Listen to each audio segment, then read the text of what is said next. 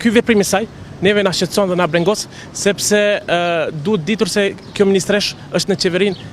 aktuale dhe më bën pozitë të ministrësh. Dhe në momentin se një ministresh që flet një pozitë të tillë, kjo na cenon neve dhe na drejt për drejt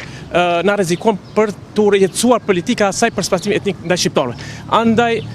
ky kallëzim penal, ndër të tjera ngërthen se në këtë rast domosdoshmërisht duhet të involvohet edhe faktori ndërkombëtar, këtu si Interpolli, dhe ndaj kësaj ministreshët pa ndërgjegjshme shoviniste të iniciot procedurë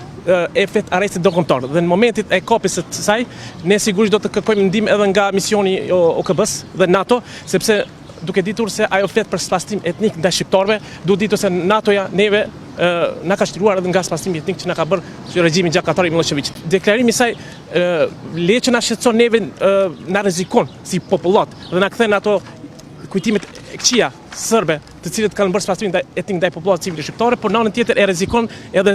misionin e NATO, sepse misioni i NATO këtu është mision paqëruajtës për të mbajtur rend dhe siguri, dhe vetë deklarimi i saj duhet ta zgjojë këshërinë dhe duhet të jetë këmbën për misionin e OKB-s dhe agjencitë ndërkombëtare, sepse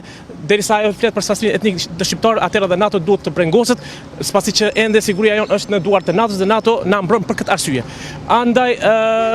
unë kam pritur se kjo ministresh duhet të jap dorëheqje dhe të ketë një presion diplomatik evropian dhe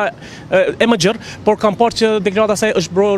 duar trokitur, është përshëndetur. Dhe duke ditë që është në një pozitë të ministreshës, ajo neve na brengos dhe na shqetëson. Kam parë dje një deklarim të saj se ajo ka kërkuar falje varësve të tyre, pra presidenti Vučić dhe qeverisë së saj, po për shqiptar nuk ka kërkuar falje. Dhe Republika e Kosovës ka marrë një nismë ligjore për ta shpallur non grada. Kjo është çesharake në raport me pasojat dhe rrezikshmërinë që ka paraqit ajo për neve si popull dhe që cënon rendin kushtetues dhe publik dhe na kthen. Unë do të kërkoj që prokuroria speciale të aktivizohet, të kërkoj ndihmën e FBI-t, të kërkoj ndihmën e Interpollit dhe e njëjta të kapet sa më parë.